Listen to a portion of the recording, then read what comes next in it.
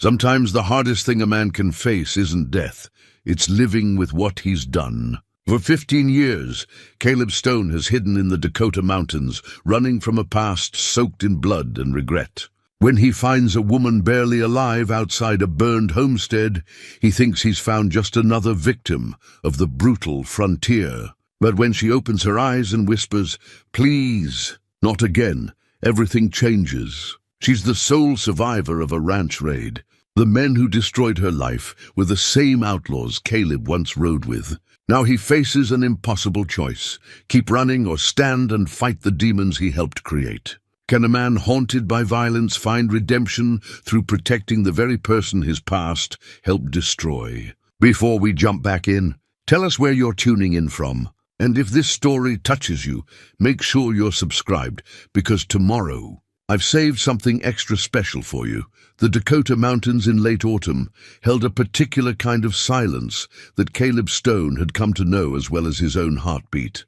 It was the silence of a world preparing for winter's harshness, where every creature understood that survival meant respecting the land's ancient rhythms. He had lived among these peaks for 15 years now, and in that time, the mountains had become both his sanctuary and his prison. His cabin sat in a narrow valley where few men ventured, accessible only by a treacherous path that required intimate knowledge of the terrain. He had chosen this place deliberately, not for its beauty, though the view of snow-capped peaks against endless sky could steal a man's breath, but for its isolation. Here a man could disappear. Here the past couldn't follow, or so he had told himself for 15 long years. Caleb stood at his cabin door in the grey light before dawn, a tin cup of coffee warming his weathered hands. At 38, he looked older, his face lined by wind and sun and the weight of memories he couldn't escape. His dark hair, streaked with premature grey, hung past his collar. A thick beard covered much of his face, though it couldn't hide the hardness in his eyes that had seen too much and learned too late that some things cannot be unseen. He wore simple clothes, homespun trousers, a wool shirt patched in several places, and a leather vest he had made himself from deer hide. His hands were calloused from years of hard work, scarred from 100 small injuries that came with living alone in the wilderness. These were not the hands of a gentleman, but they were no longer the hands of the man he had once been. The leather journal sat on the rough-hewn table inside, its pages filled with 15 years of thoughts he had never spoken aloud. He wrote in it most mornings, a discipline he had adopted early in his exile. The journal had become his confessor, the only witness to his attempts at redemption. In its pages were sketches of the mountains, observations about the changing seasons, and prayers he had never been taught to pray. Some entries were simple. Saw an eagle today. Remembered there is still beauty in the world. Others cut deeper. Woke again with their faces in my mind. The mother, the children. I cannot make it right. I can only keep breathing. His daily routine had become a kind of meditation. Rise before dawn. Make coffee from beans he traded for at the settlement 40 miles south. Check his traps. Hunt when necessary. Tend to the small garden that barely produced enough to supplement his diet of game and what little he could preserve for winter. Chop wood, repair whatever needed repairing. Read from the single book he owned, a Bible he had found abandoned in a burned church years ago, its pages water-stained but still legible. The isolation had been deliberate, necessary. He had learned to find a strange peace in the absence of human voices. The mountains spoke in their own language, the whisper of wind through pine, the crack of ice in spring thaw, the distant cry of wolves that reminded him he was not the only predator seeking solitude. But peace was not the same as forgiveness. That distinction had become painfully clear over the years. Caleb finished his coffee and set about his morning tasks. Winter was coming early this year. He could feel it in the bite of the wind, see it in the behavior of the animals. The deer were moving to lower elevations. The birds had already begun their migration south. He needed to make a supply run soon, stock up on the few things he couldn't make or trap himself: salt, coffee, ammunition for his rifle.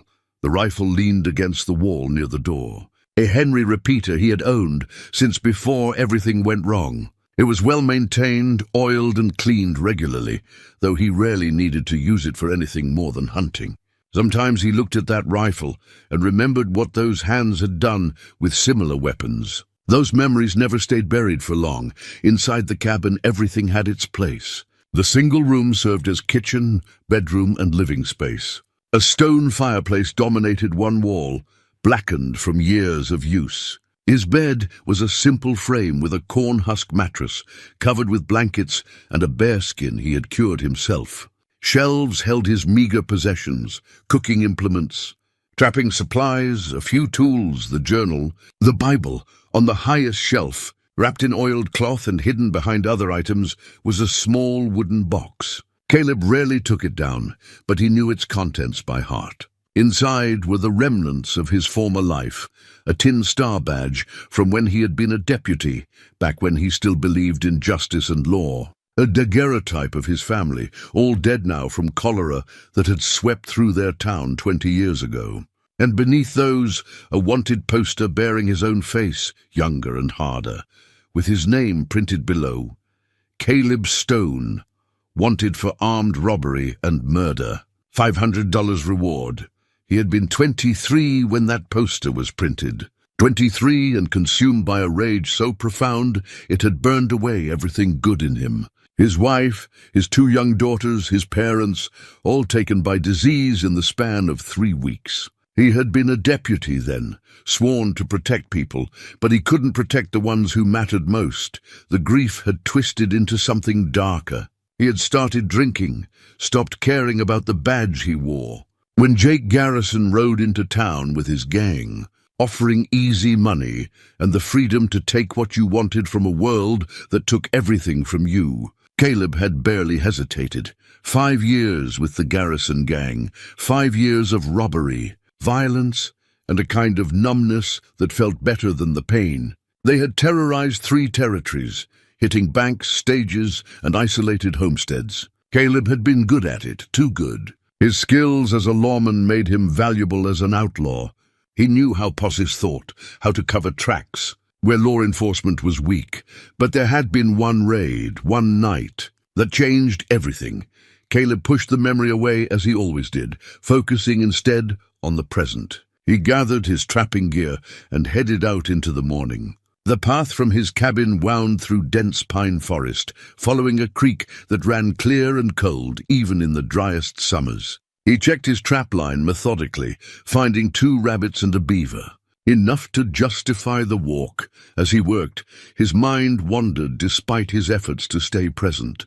The truth was that 15 years of isolation had not brought the peace he sought. It had brought safety, safety for others from what he might do, safety for himself from the law, but not peace. Peace required something he didn't know how to find. Forgiveness, redemption, words that felt hollow when he spoke them in his prayers. By midday, he had returned to the cabin and set about preparing the beaver pelt. The work was familiar, almost soothing, scraping, stretching, treating the hide. He could trade pelts at the settlement, though he made the journey rarely. The fewer people who saw his face, the better. That evening, as he prepared a simple meal of rabbit stew, Caleb made his decision. He would head down to the settlement tomorrow, stock up on supplies before the first heavy snow made the journey impossible. It was risky. There was always the chance someone might recognize him, but necessary. He opened his journal and wrote by candlelight, "Going down tomorrow. 15 years and still looking over my shoulder. When does a man stop running from himself?" He didn't write an answer, because he didn't have one. Outside, the wind picked up, carrying the scent of coming snow. Somewhere in the distance, a wolf howled and others answered. Caleb listened to their song, lonely, wild, and somehow honest in its simplicity. He closed the journal and prepared for sleep, not knowing that tomorrow would begin a journey that would force him to finally answer the question he had been asking for 15 years. Not knowing that the past he had run from was about to collide with the present he had built. Not knowing that redemption, when it came, would look nothing like he imagined. Caleb left his cabin at first light, the air sharp enough to sting his lungs. He carried a pack with pelts to trade, his rifle slung across his back, and enough dried meat to last the 2-day journey to the settlement. The trail down from his mountain sanctuary was treacherous, requiring careful attention to every step, every handhold on the steeper sections.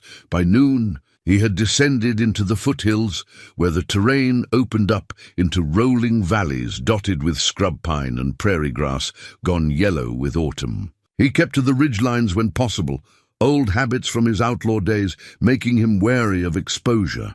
Even after 15 years, the instinct to watch for pursuit never left him. The settlement was still a day's walk south, but Caleb planned to make camp in a box canyon he knew, one with good water and shelter from the wind. He followed a game trail through a narrow pass, his mind occupied with calculating what supplies he needed most. Salt, definitely. Coffee, if the price wasn't too dear. Maybe some lamp oil. That was when he saw the smoke. It rose from the valley to the east, a dark column against the pale afternoon sky. Too much smoke for a campfire or even a chimney. Caleb stopped, his hand instinctively moving to his rifle.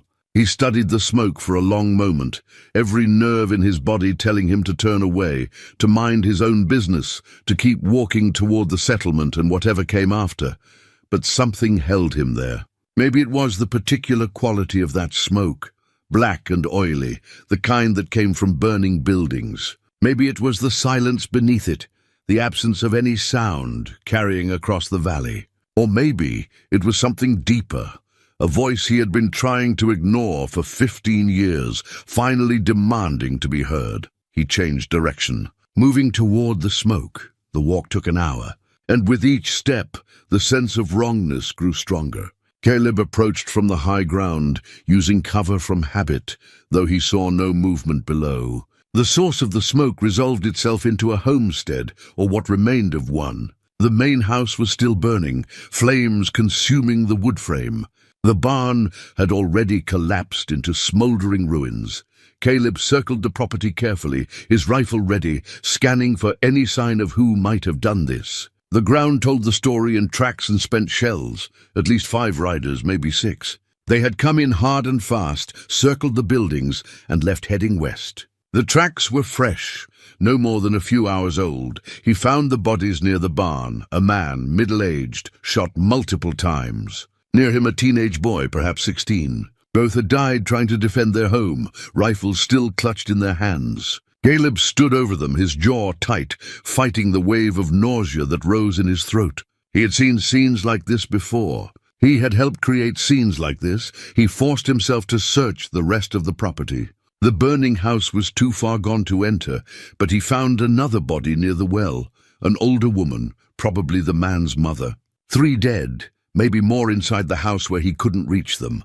Then he saw her. She was lying in the dirt near the edge of the burned house, partially hidden by a fallen beam. At first, Caleb thought she was dead too. Her dress was torn and filthy, her dark hair tangled with ash and blood. But as he approached, he saw her chest rise with a shallow breath. He knelt beside her, setting his rifle aside. Her face was bruised, cut along one cheek. She was maybe in her early 30s, though suffering had added years to her features. Caleb checked her pulse, weak but steady. No obvious bullet wounds, but she was clearly in shock, her skin cold and clammy. "Ma'am," he said quietly, touching her shoulder gently. "Ma'am, can you hear me?" Her eyes opened, blue-gray, filled with such raw terror that Caleb instinctively pulled back. She stared at him without recognition, without comprehension, her breathing suddenly rapid and panicked. "Please," she whispered, her voice hoarse and broken. "Please, not again." The words hit Caleb like a physical blow. Not again. How many times had they come for her? What had she endured before collapsing here in the dirt beside her burning home? "I'm not going to hurt you," he said, keeping his voice low and steady. "I'm here to help. You're safe now." But she wasn't hearing him. Her eyes had gone unfocused, lost in whatever horror she was reliving. Caleb looked around desperately, trying to think. She needed water, warmth, medical care he didn't have the supplies to provide. The nearest doctor was in the settlement, a full day's walk, even for a healthy person. He made his decision quickly. First get her stable, then figure out what to do next. Caleb found a well that hadn't been fouled and drew water. He dampened his bandana and carefully cleaned the worst of the dirt and blood from her face. She flinched at his touch but didn't resist. Her eyes remained distant, trapped somewhere he couldn't reach. The barn was gone, but he found an outbuilding, a smokehouse, that was still intact. Inside, away from the sight of the bodies and burning house, he made a space for her on the floor. He gave her water, just sips at first, supporting her head. She drank automatically, still not fully present. As he worked, Caleb studied the scene with the cold, analytical mind he had developed during his years as both lawman and outlaw. The attack had been brutal but not random. The raiders had known what they were doing: overwhelming force, multiple targets, no survivors intended. They had taken the horses, probably some supplies, but this wasn't about robbery. This was about sending a message, and then he saw it. Carved into the wooden beam near the barn, a mark he recognized instantly. 3 parallel lines slashed diagonally, deep and deliberate. The garrison gang's signature, their way of claiming territory and warning off others. Caleb's blood ran cold. He stood there, staring at that mark, feeling the weight of 15 years collapse into this single moment.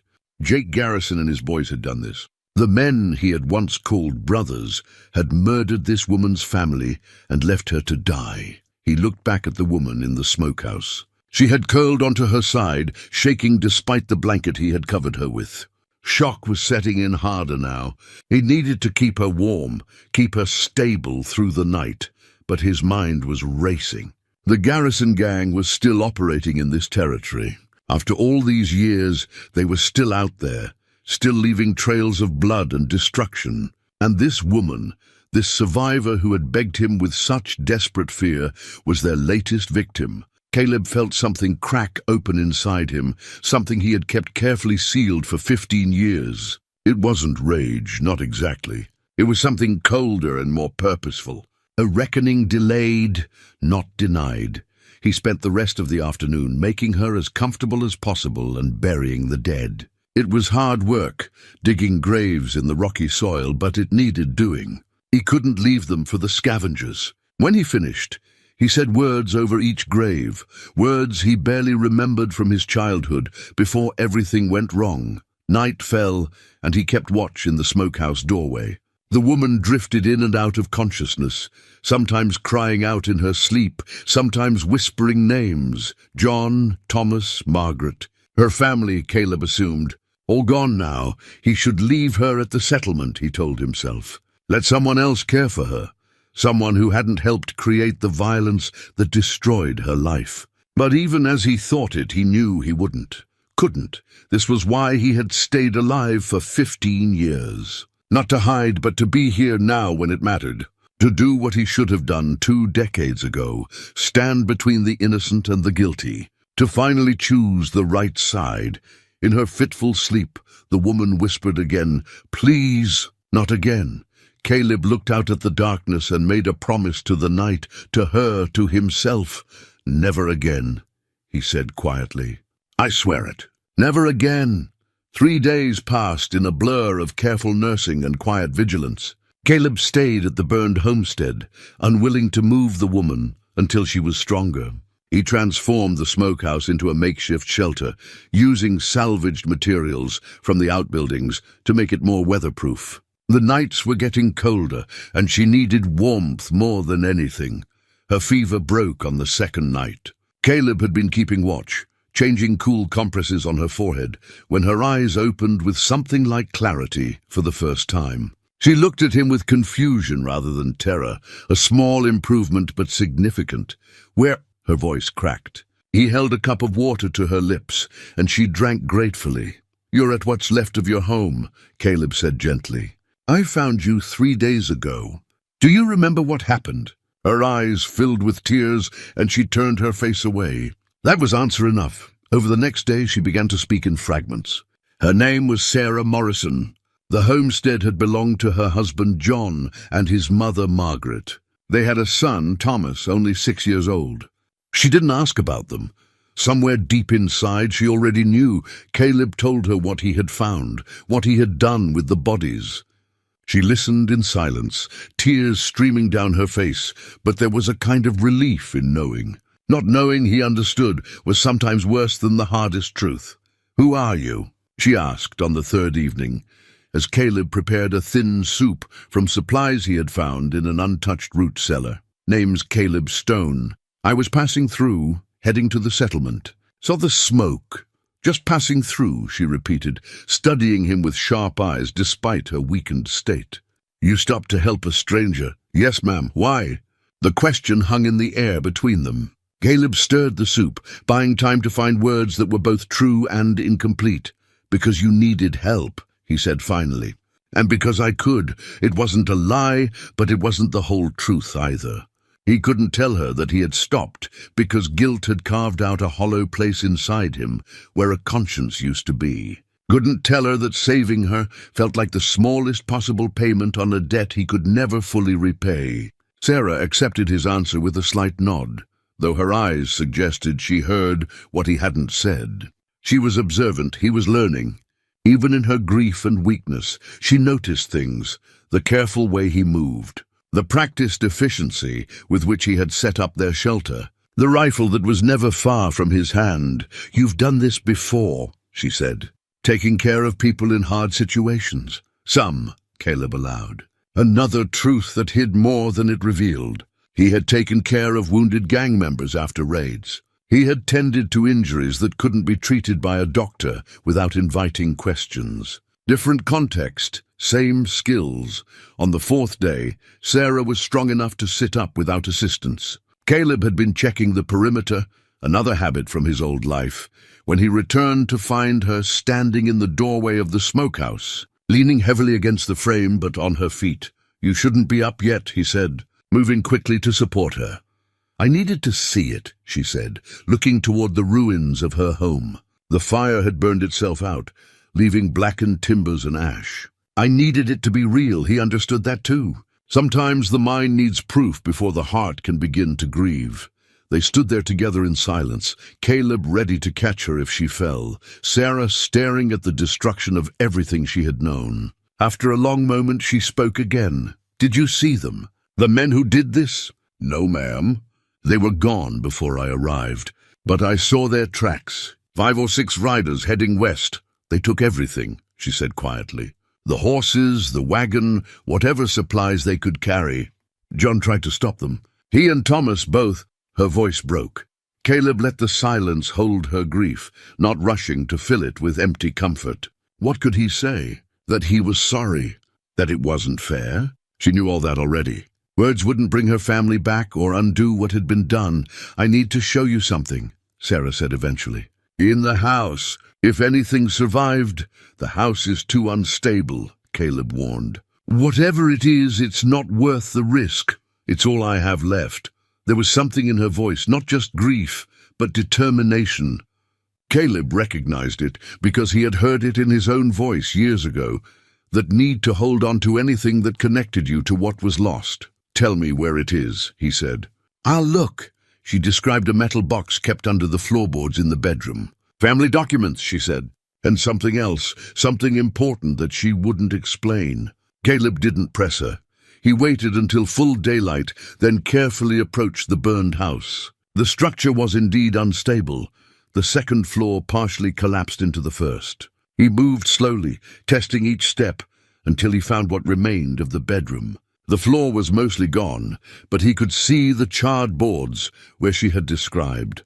It took careful work to excavate the spot without bringing more debris down on himself. The metal box was there, as she had said, a small, strong box, its paint blistered by heat but the contents protected. He pulled it free and retreated from the unstable ruin.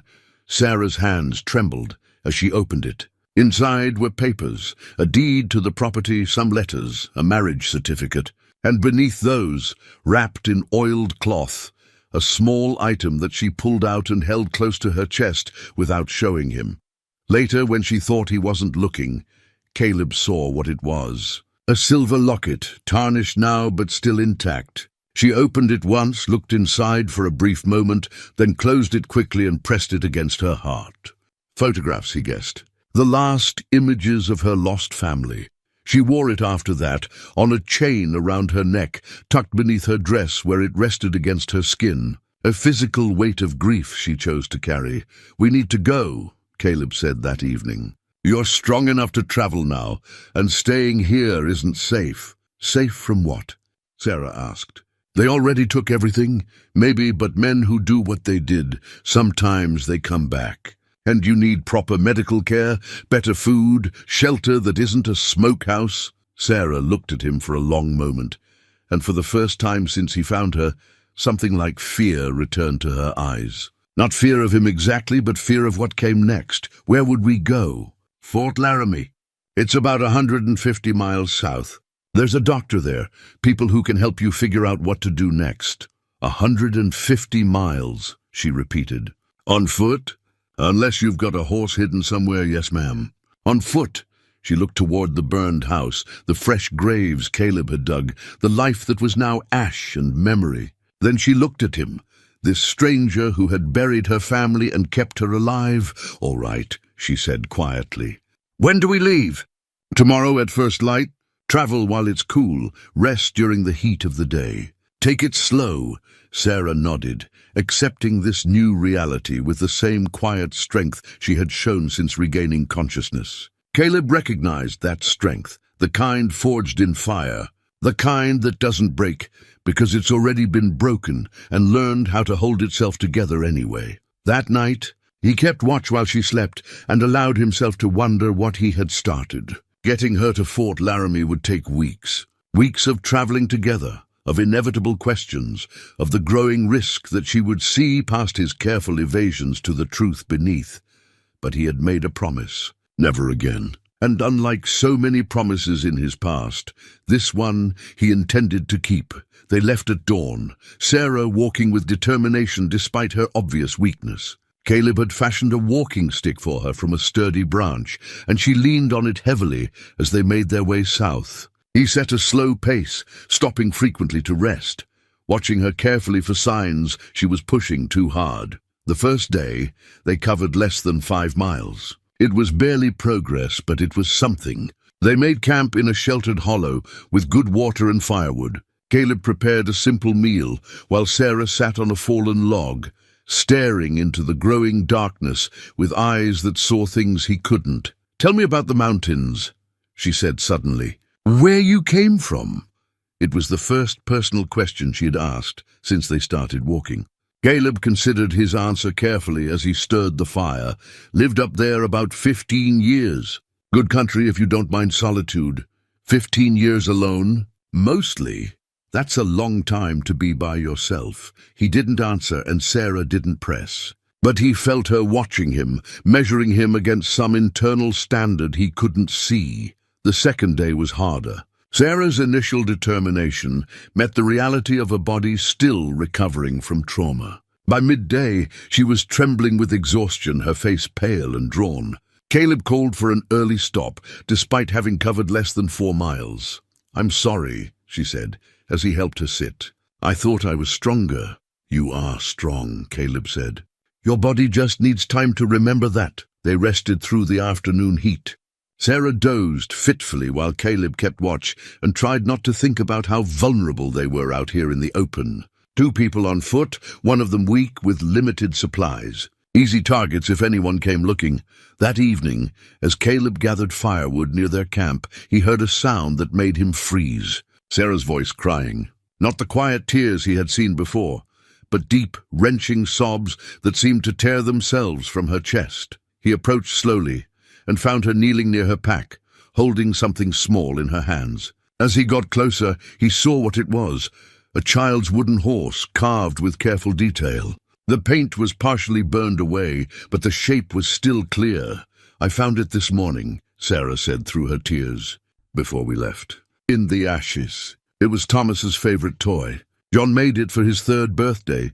Caleb crouched beside her, close but not touching, letting her grief have its space.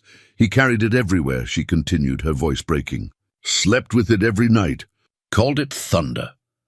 He had it with him when they—" She couldn't finish. Didn't need to. Caleb understood what she was saying. Her son had died clutching his toy, probably terrified, probably calling for his mother who couldn't save him. "I couldn't protect him," Sarah whispered. "They held me. Made me watch. I couldn't. Don't, Caleb said quietly but firmly. Don't carry that. What happened wasn't your failing. You hear me? It wasn't your failing. She looked at him with eyes full of anguish. Then whose was it? Mine, Caleb thought. Mine and men like me, who made a world where this could happen. But he couldn't say that. Couldn't explain that he bore responsibility for this horror in ways she would never understand. The men who did it, he said instead. That's whose failing it was. Only theirs. Sarah held the wooden horse against her heart, the same way she held the locket. Physical reminders of what had been stolen from her. Caleb left her to her grief and went to build up the fire, giving her privacy while staying close enough to keep watch. Later, when she had cried herself into exhausted silence, she spoke again. You said we're going to Fort Laramie. What happens when we get there? You'll have choices, Caleb said. There's a fort, soldiers, law. People who can help you, and a town growing up around it. You could stay, start over. Or they can help you get back east if you have family there. I don't. John's mother was the last of his family, and mine are all gone. It was just us, just them. And now just her. Caleb fed another stick to the fire and tried to find words that might offer comfort without being dishonest. I know it doesn't feel like it now, but you'll find your way. You're stronger than you think. How do you know? She looked at him across the fire, her face shadowed, but her eyes catching the light. You don't know me. I know you're alive when you should be dead. I know you got up and walked today, even though your body was screaming at you to quit. I know you're carrying that toy horse because you're not ready to let go, but you didn't let it stop you from moving forward. That's strength. Mrs. Morrison. She was quiet for a long moment, then said softly, Sarah, just Sarah. Being Mrs. Morrison feels like wearing someone else's clothes now. All right. Sarah.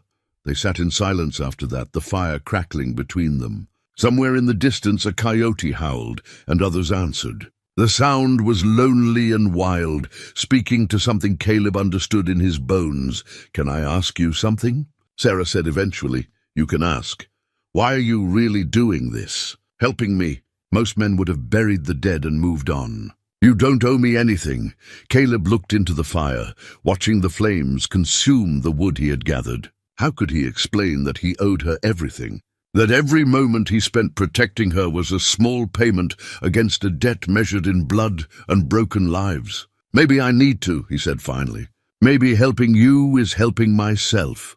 It was the closest he had come to honesty since finding her, and Sarah seemed to understand that there were depths he wasn't ready to share. She nodded slowly and pulled her blanket tighter around her shoulders.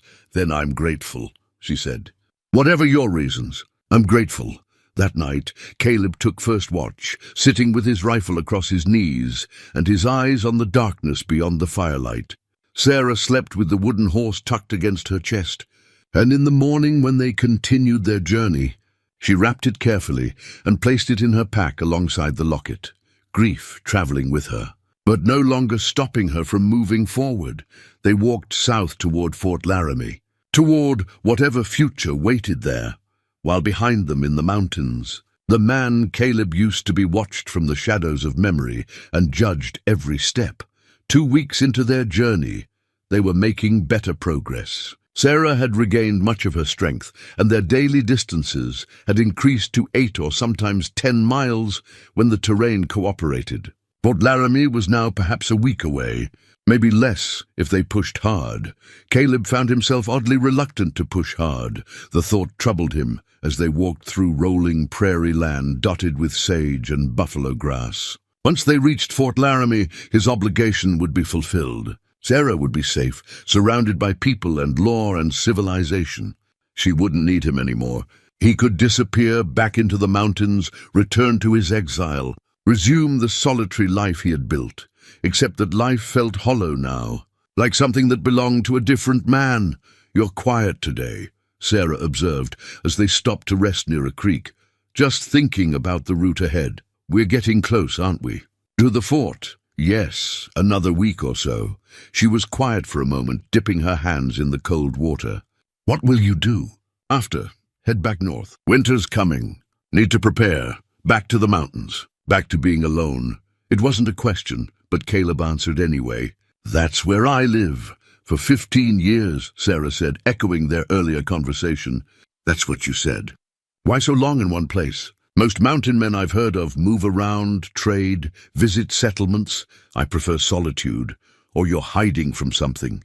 The observation was delivered casually, but it landed like a blow. Caleb kept his expression neutral, though his heart had picked up its pace. Why would you think that? Because I've been watching you, Sarah said, meeting his eyes directly. The way you scout ahead every morning. How you position our camps where we can see approaches from multiple directions. The way your hand goes to your rifle when you hear any sound that doesn't belong. You're not just cautious, you're hunted. Or you think you are. She was too perceptive. Caleb should have realized that a woman who had survived what she survived would learn to read people, to see beneath surfaces. Old habits, he said. The frontier makes a man careful. It does, Sarah agreed. But there's careful, and then there's what you are. You move like someone who expects violence. Who knows violence? I've seen my share. I believe that. She stood, brushing water from her hands. I also believe you're a good man, Caleb Stone. Whatever you're running from, whoever you think might be following, I don't think you're what they say you are. You don't know what anyone says about me. No, but I know what I see. I see a man who stopped to help a stranger, who buried my family with respect, who's walked with me for 2 weeks, kept me safe, taught me to survive. Actions tell truth better than words. Caleb wanted to believe her, wanted to think that 15 years of exile could outweigh 5 years of violence. But he knew better. He had helped kill families like hers. The fact that he regretted it now didn't bring anyone back. People can change, Sarah continued, as if reading his thoughts. I have to believe that, or there's no point to any of this. No point to surviving if we're all just locked into being whoever we were at our worst. Before Caleb could respond, he heard it, the distant sound of horses. Multiple horses moving at a steady pace. He was on his feet instantly, his rifle in hand. What is it? Sarah whispered, her own rifle coming up. Riders. Maybe half a mile east. He scanned the terrain, calculating. They were exposed here by the creek, visible from several directions. We need to move, now. They gathered their gear quickly and headed west, keeping to lower ground where possible. Caleb led them into a stand of cottonwoods that provided cover and a good view of the surrounding country.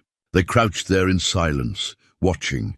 The riders appeared 10 minutes later, 4 men on horseback, moving slowly, scanning the ground, searching.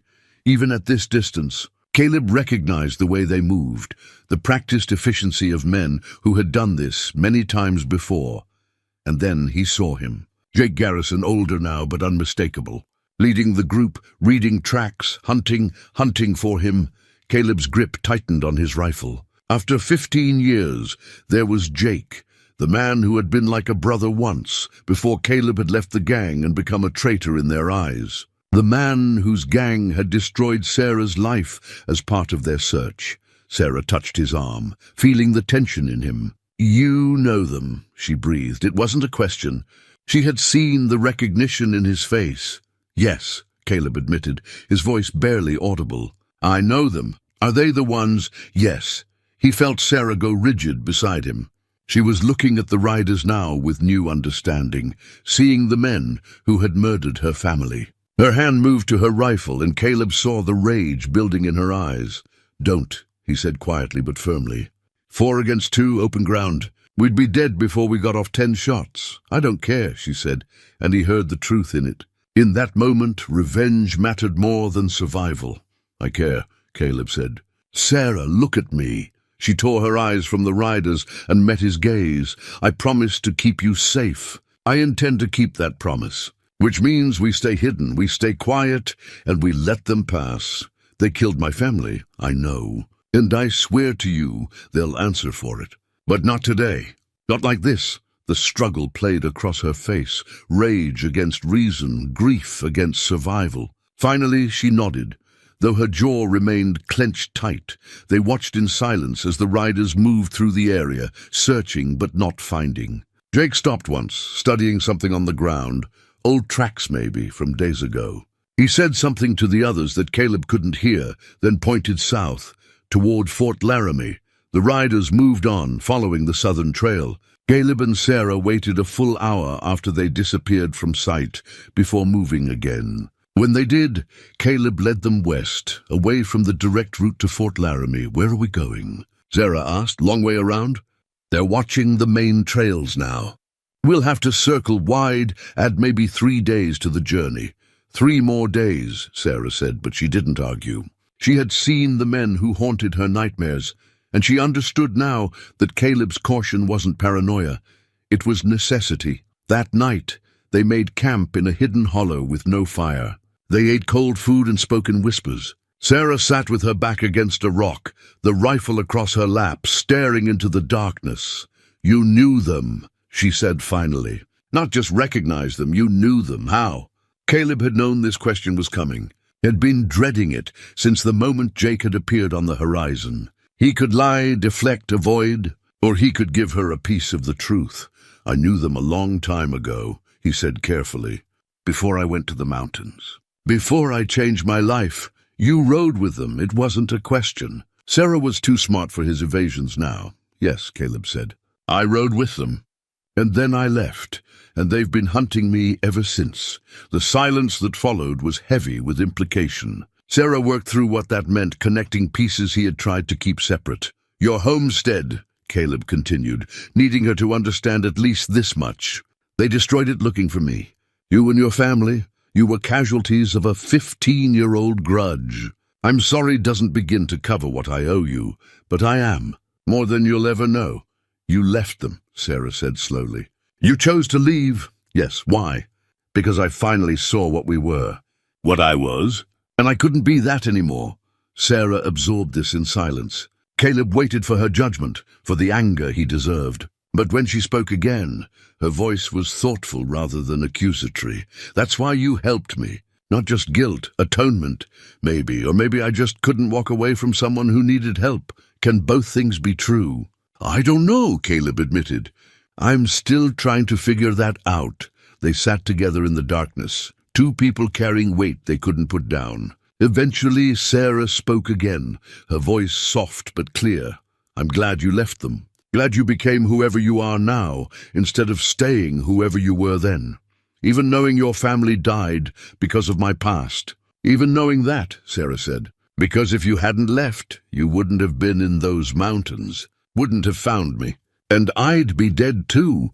So yes, I'm glad you changed, Caleb Stone. I'm glad you're the man sitting here now." Caleb had no words for that. No response adequate to the grace she was offering him. So he simply nodded and kept watch through the night while Sarah slept, guarding her against the consequences of choices he had made 20 years ago. Tomorrow they would start the long way around. 3 extra days of careful travel, avoiding the men who hunted him, and the truth that would eventually catch up to them both. But tonight, she knew part of his story, and hadn't turned away. It wasn't forgiveness, he didn't deserve that, but it was something that felt almost like hope. They had been traveling the long route for 2 days, moving through rougher country that kept them away from established trails. When they encountered the marshal, it was late afternoon, and Caleb had just led them down into a shallow canyon when he spotted the rider approaching from the south. A single man on a sturdy bay horse, wearing the unmistakable star of a U.S. Marshal. Too late to hide. The marshal had already seen them. Caleb's hand moved instinctively toward his rifle, then stopped. Running would only confirm guilt. Better to play this calm, see what the marshal wanted. "Afternoon," the marshal called out as he approached. He was in his 50s, gray-haired and weathered, with eyes that missed nothing. "Name's Tobias Warren, U.S. Marshal out of Cheyenne." "Mind if I water my horse?" "Not at all," Caleb said, keeping his voice neutral. "Creek's just there." Marshal Warren dismounted and led his horse to the water. As he did, his eyes swept over Caleb and Sarah, taking in details, their worn clothes, the way Caleb positioned himself slightly between the marshal and Sarah, the rifle that was never far from Caleb's hand. "You folks heading to Fort Laramie?" Warren asked conversationally. "We are," Sarah answered before Caleb could speak. "I'm Sarah Morrison. My homestead was raided 2 weeks ago. Mr. Stone has been kind enough to escort me to safety. My condolences on your loss, ma'am." Warren's sympathy seemed genuine. Then his gaze shifted back to Caleb, and something changed in his expression. Recognition followed by calculation. "Mr. Stone, is it? Mind if I ask your first name?" Caleb felt ice form in his chest. He could lie, but something in the marshal's eyes said he already knew the answer. "Caleb." Warren's hand moved to rest on the pistol at his hip. Not drawing, but ready. "Caleb Stone. Been a long time since I've seen that face, but I don't forget wanted men." "Marshal," Caleb began, but Warren cut him off.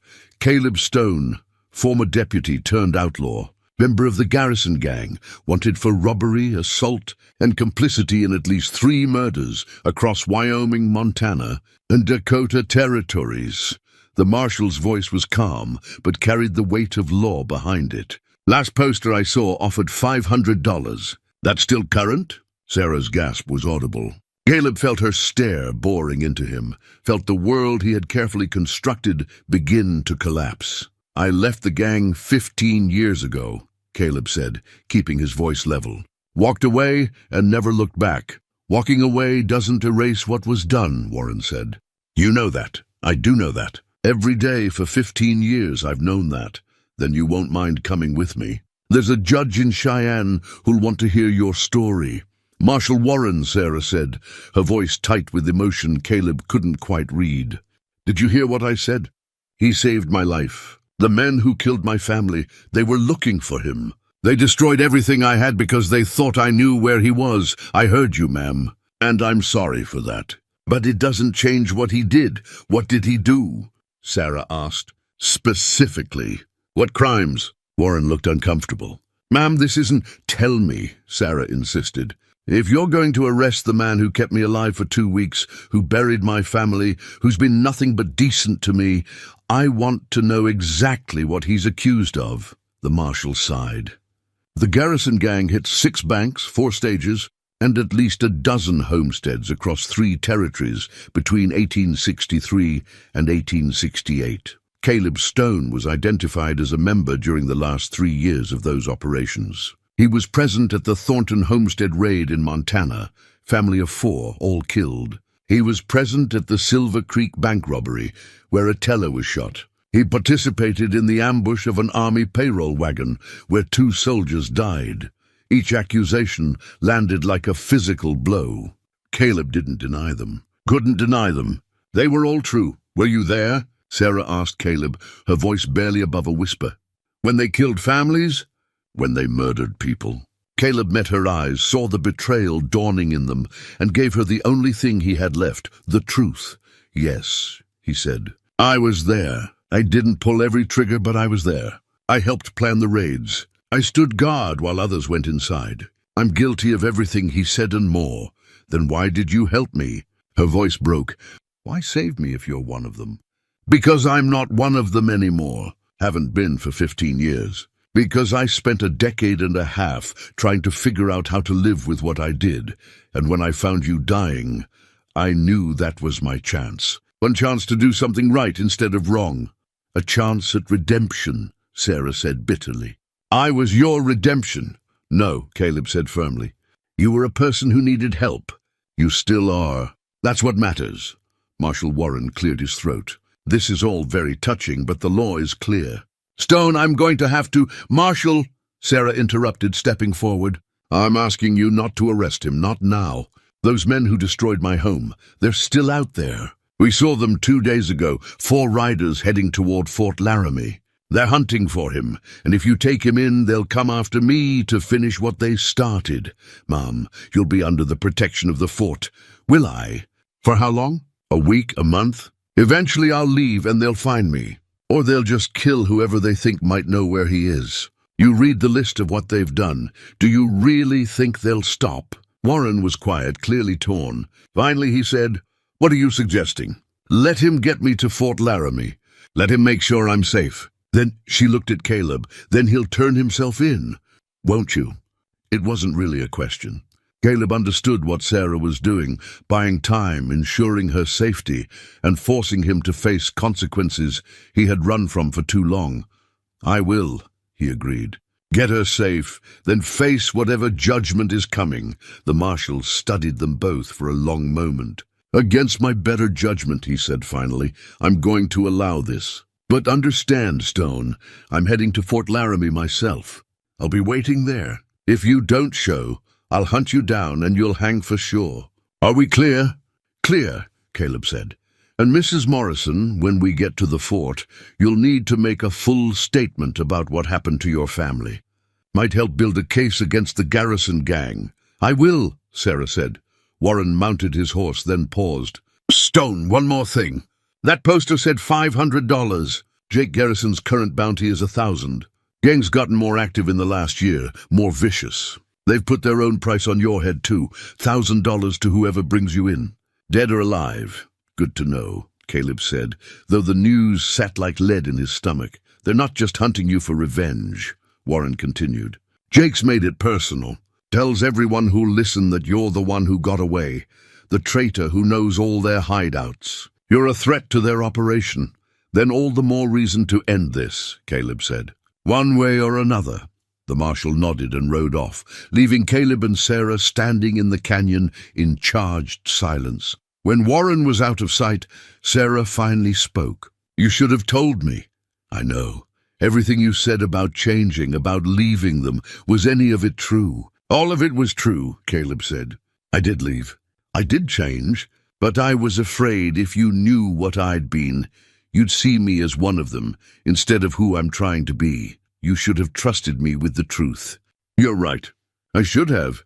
Sarah pulled the tin star from her pack, Caleb's old deputy badge that the marshal's words had reminded her of, the one she had seen wrapped in his belongings when he thought she wasn't looking.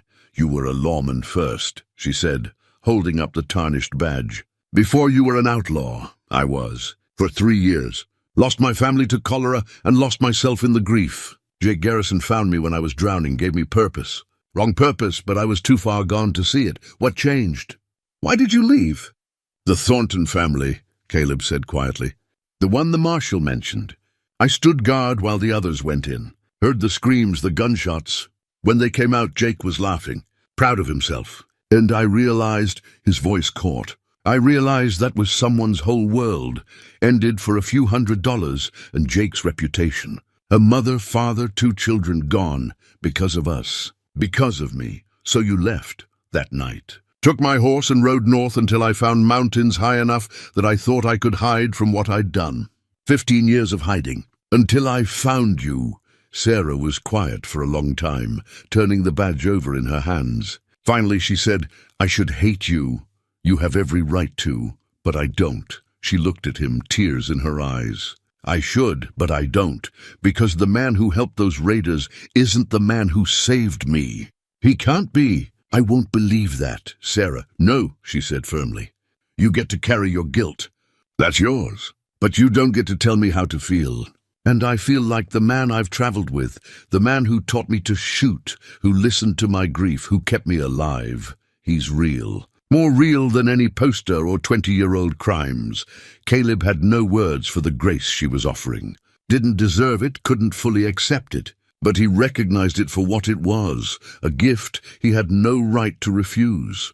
We should keep moving, he said finally. Fort's still 3 days away, and then you turn yourself in, and then I face what I've been running from. They gathered their gear and continued south. The revelation hung between them, changing everything and nothing. Sarah walked beside him instead of behind him, and that small choice felt significant in ways Caleb couldn't fully articulate.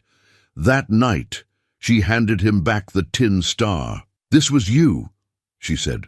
The man you were before everything went wrong. Maybe it can be you again. Caleb looked at the tarnished badge, remembering the young man who had worn it with pride. That man seemed impossibly distant now, separated by years and blood and choices that couldn't be unmade. But Sarah was offering him something precious, the possibility that redemption wasn't about erasing the past, but about choosing better in the present. He tucked the badge into his pocket and kept watch while she slept, guarding her against the darkness that wore his old friends' faces and his own face in the wanted posters that had finally caught up to him. 3 days of cold silence followed the marshal's revelation. Not the silence of anger exactly, but something more complicated. Sarah processing what she had learned, Caleb giving her space to work through it. They walked together but apart. The easy companionship they had built now weighted with knowledge that couldn't be unknown. On the afternoon of the second day, Sarah finally broke the silence with a question. "Tell me about the Thornton family. The one that made you leave." Caleb had known this question would come, had been dreading it and needing it in equal measure. They were resting in the shade of a rock overhang, the prairie stretching endlessly before them. Caleb stared out at that emptiness and let himself remember what he had spent 15 years trying to forget. It was a homestead in Montana near the Yellowstone River. Small place, like yours. The Garrison gang had hit 3 ranches in the area, and we were making one more sweep before heading north for winter. Jake picked the Thornton place because it was isolated, easy target. "Go on," Sarah said quietly. "I was the lookout. That was usually my job. Stay outside, watch for anyone approaching, signal if there was trouble." The others went in, Jake, Pete Cordell, Martin Hayes, and Johnny Black. All dead now except Jake. What happened inside? They wanted the family's savings. Mr. Thornton refused, tried to fight. They beat him in front of his wife and children, thinking he'd talk. He didn't, so Jake, Caleb's voice caught. Jake shot him. Then the wife, when she screamed. Then the children, a boy and a girl, maybe 8 and 10 years old. Because they were witnesses. Sarah's hand went to the locket at her neck, fingers closing around it. "I heard it all," Caleb continued. The shots, the screaming, the silence after. When they came out, Jake was laughing. Said the old man had died tough. Said it with pride. Like murdering a family was something to be proud of. And I looked at him. This man I'd called brother, this man I'd followed for 3 years, and I didn't recognize him anymore. Or maybe I finally saw him clearly for the first time. So you left. That night. Took my horse and what supplies I could carry. Knew they'd hunt me for it, but I didn't care. I couldn't be that person anymore. Couldn't stand beside men who did those things and call it anything but evil. But you had been that person, Sarah said. Not accusatory, just stating fact. For 3 years you were? Yes, I was. And I don't have any excuse that makes it right. I was drowning in grief and rage, and Jake gave me somewhere to put it. Told me the world had taken everything from me, so I had a right to take back. It was a lie, but I wanted to believe it. Sarah was quiet for a moment, then asked, "Your family, the ones you lost to cholera. Tell me about them." The request surprised him. Caleb rarely spoke of his wife and daughters. The pain was too deep, too tangled with everything that came after. But Sarah had earned the right to know. Her name was Emma, he said softly. We married when I was 19, had our first daughter a year later. Hannah, then came Lucy 2 years after that. Emma was, he paused, searching for words. She was good. The kind of good that made you want to be better. Patient kind, always seeing the best in people. How did they die? Cholera outbreak in our town. Started in late summer, spread fast. Emma got it first, then the girls. I watched them fade over 3 weeks, watched them suffer and couldn't do a thing to help.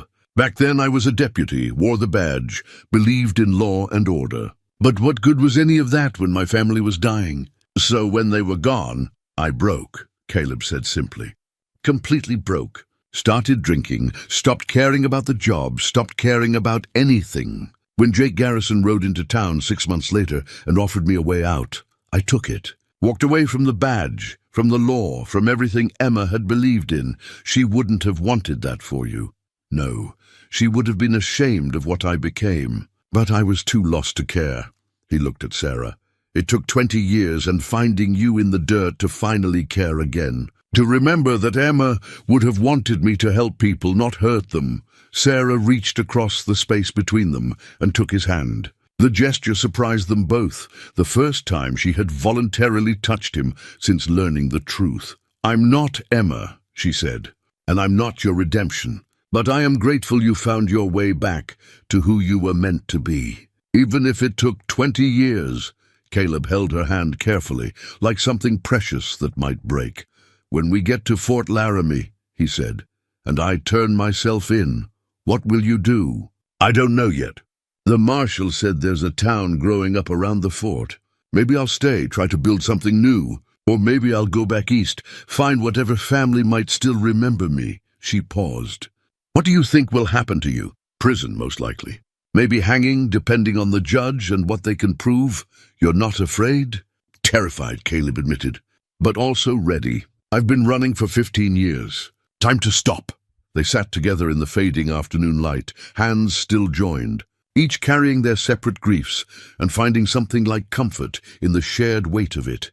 That evening, as Caleb prepared their camp, he noticed Sarah watching him with an expression he couldn't quite read. "What is it?" he asked.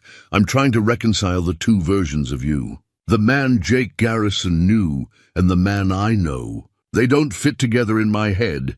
Maybe they're not supposed to.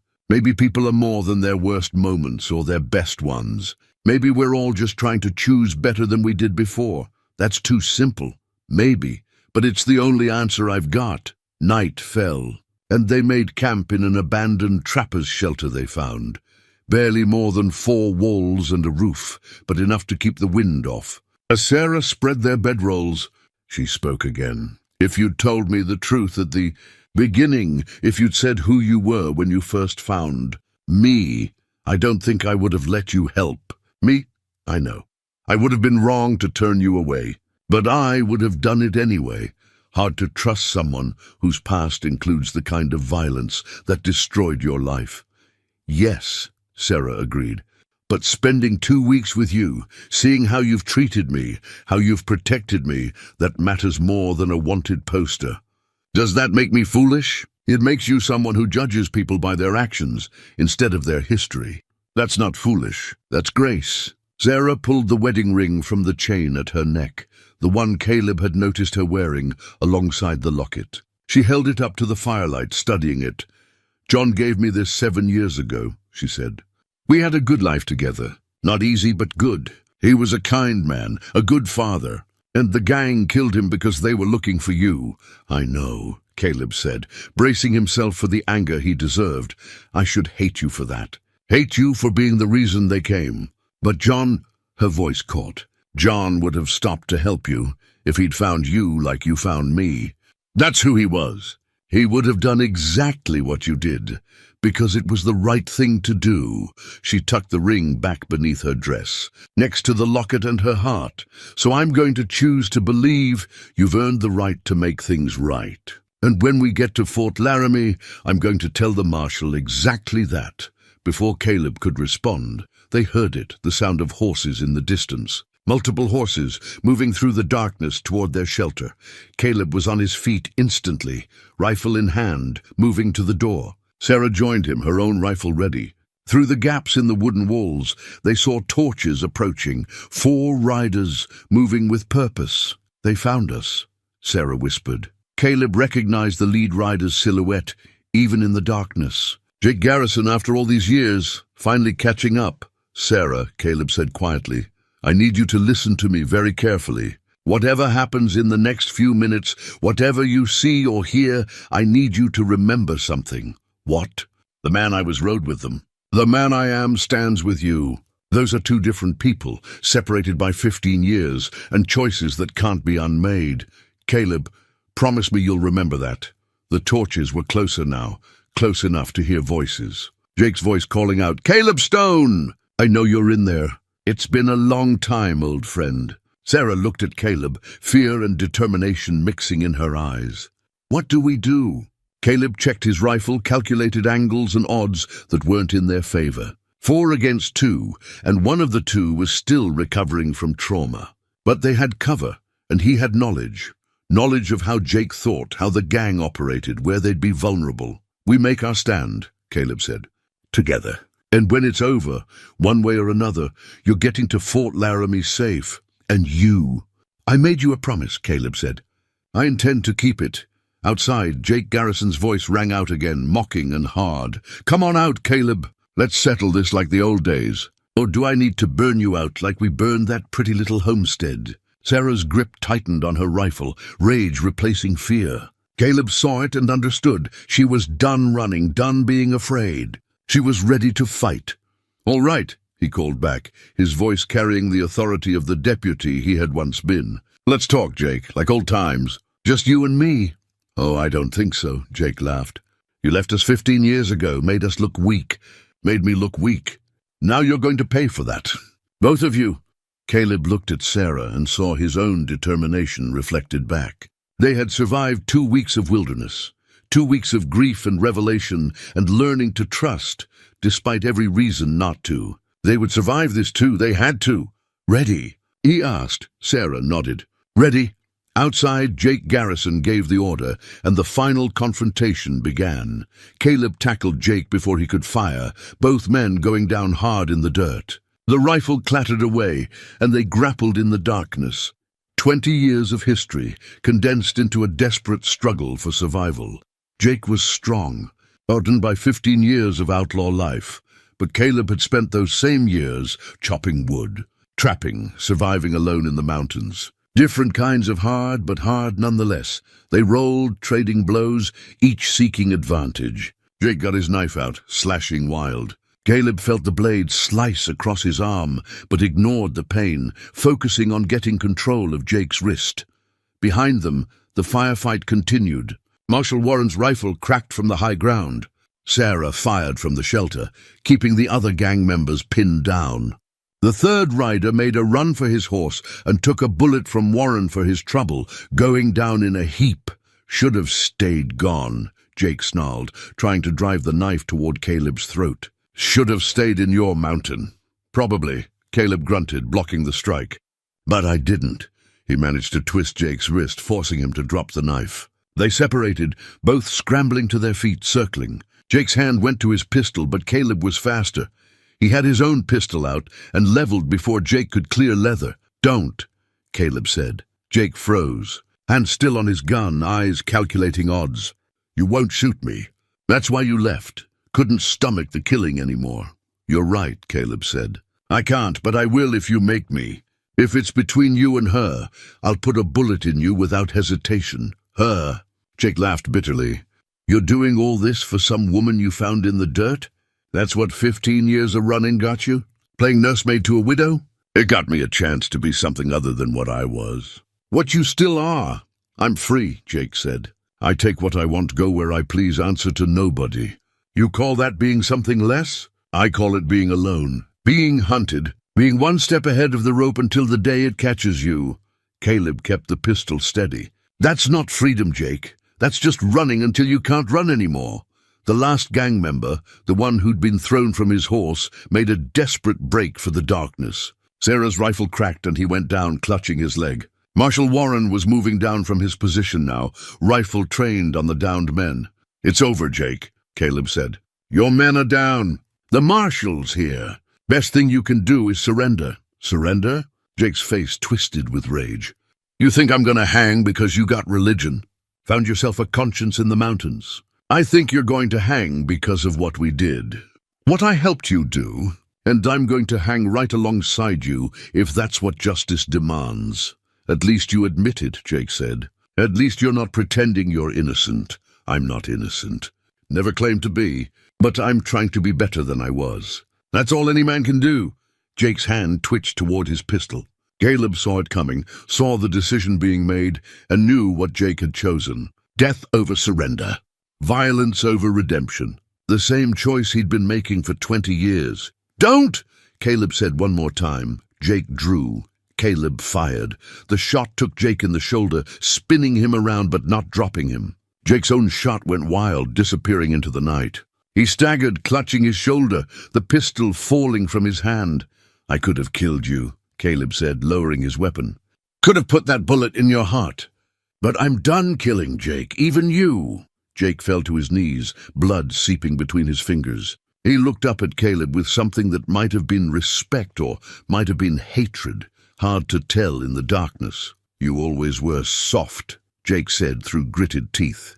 "Even back then. Always had to talk yourself into it, had to be drunk or angry or both. I knew you'd leave eventually. Just didn't know it would take you 3 years. "I wish it had been sooner," Caleb said. "Wish I'd never joined you in the first place." "But you did." Jake coughed, blood flecking his lips. "You rode with us, Caleb. helped with the planning, stood watch while we worked. You're just as guilty as me and you know it. I do know it. That's why I'm turning myself in. Marshal Warren arrived then, his rifle trained on Jake. Jake Garrison, you're under arrest for robbery, murder, and about a dozen other charges. Your boys too, the ones still breathing. Jake laughed, a wet, painful sound. Took you long enough, Marshal. Been waiting 15 years for this party. Should have quit while you were ahead, Warren said. He gestured to Caleb. Step back, Stone. Let me secure him. Caleb moved away, his arm bleeding from Jake's knife wound, his heart hammering with adrenaline, and something that felt almost like relief. It was done. After 15 years of running, of hiding, of wondering when the past would catch up, it was finally done. Sarah emerged from the shelter, her rifle still ready, her eyes scanning for threats. When she saw Caleb standing alive, she ran to him. You're hurt, she said, seeing the blood on his arm. It's not deep. I'm all right. She looked past him to where Jake knelt in the dirt, hands being tied by the marshal. Is that him? The one who...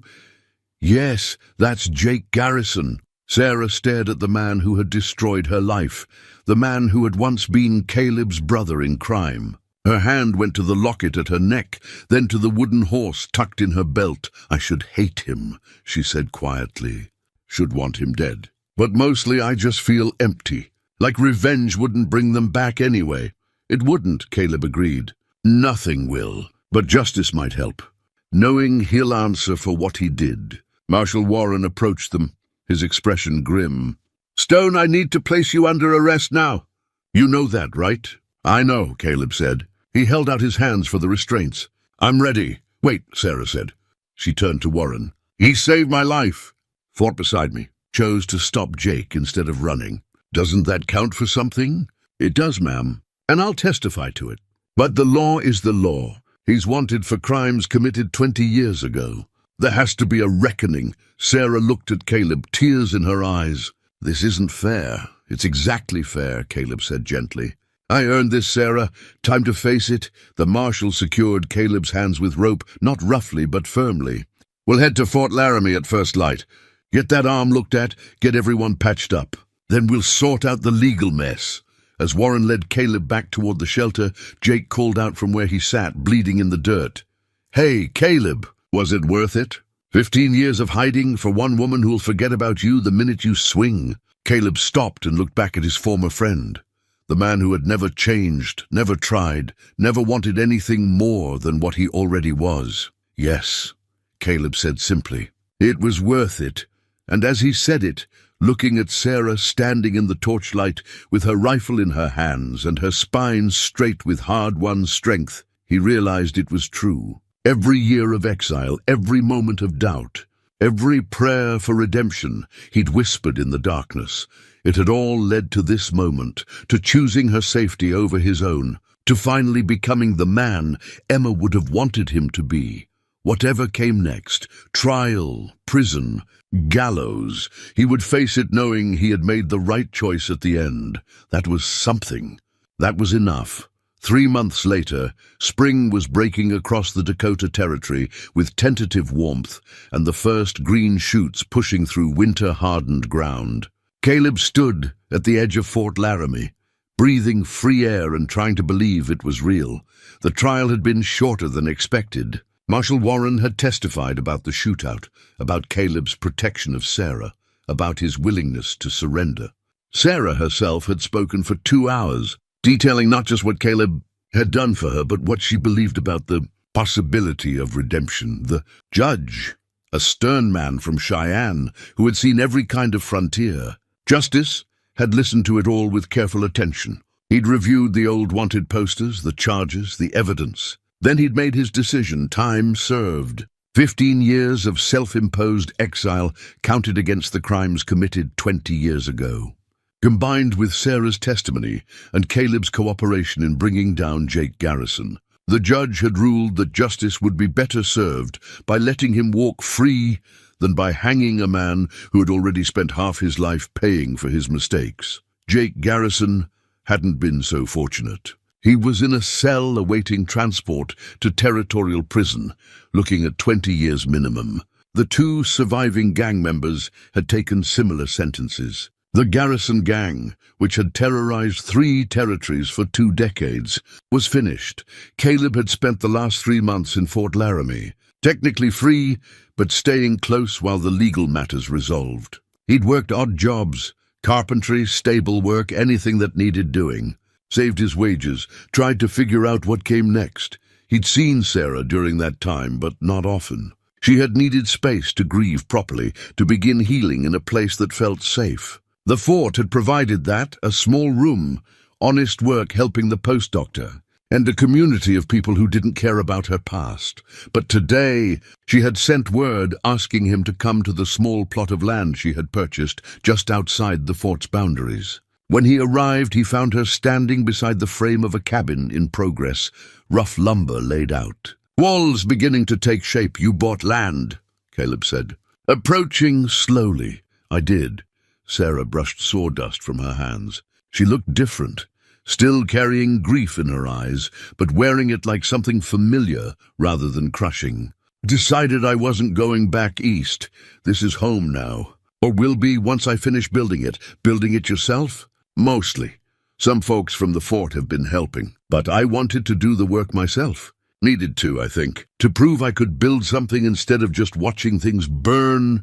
Caleb studied the cabin frame, seeing good solid work. "You're doing well with it. I had a good teacher." She met his eyes. "You taught me a lot in those 2 weeks. How to survive, how to be strong even when you're broken, how to keep moving forward. You already knew all that. I just reminded you."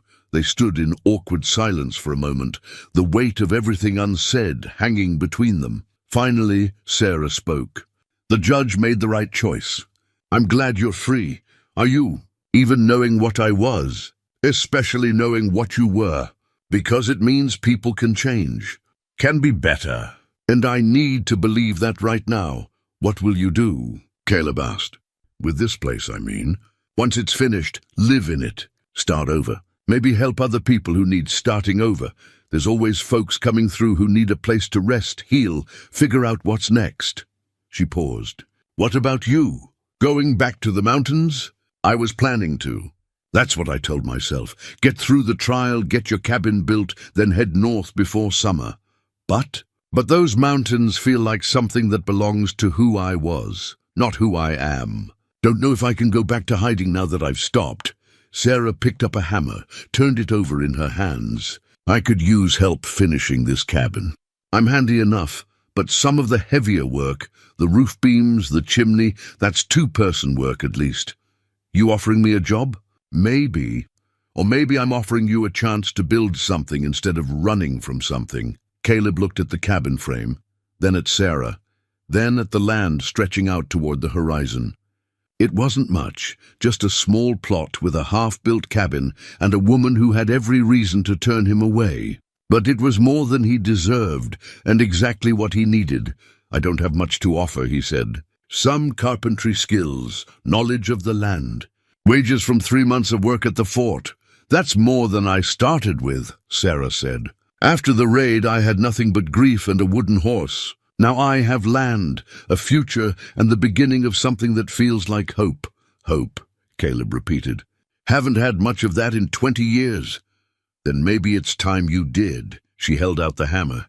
A simple gesture that felt like something more, an offering, an invitation, a door opening to a future that didn't have to be defined by the past.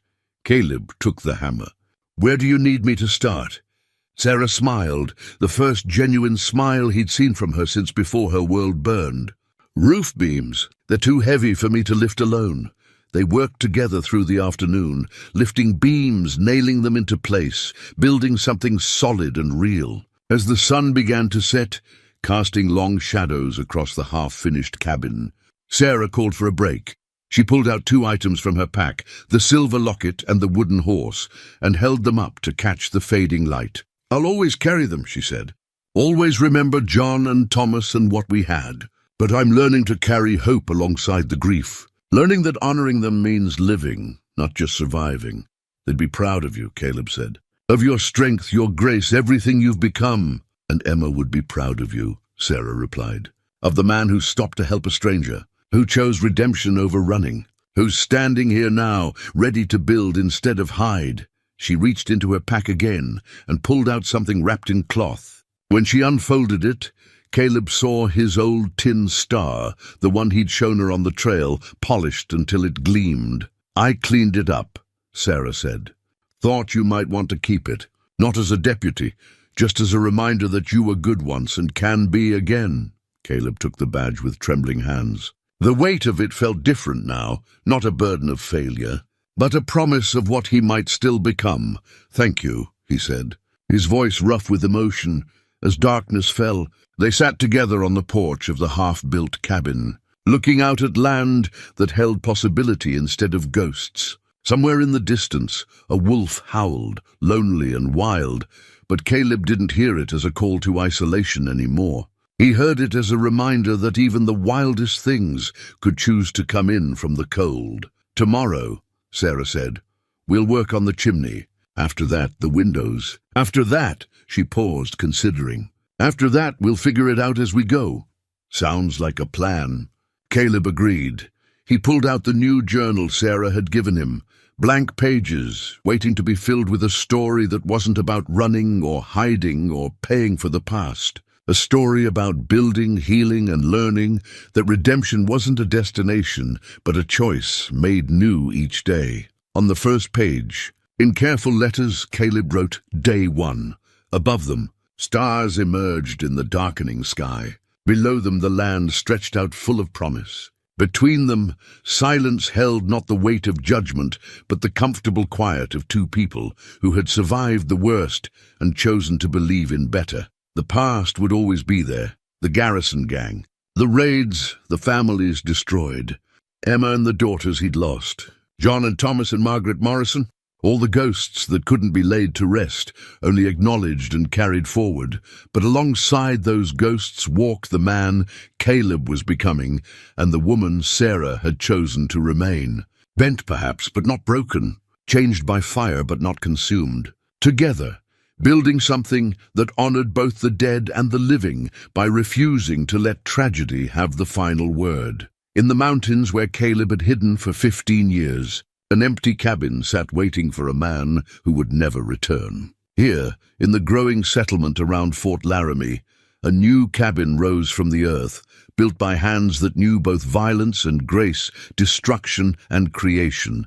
The story of what had been was finished. The story of what might be was just beginning, and that, Caleb realized as he sat beside Sarah watching the stars emerge, that was enough. More than enough. That was everything.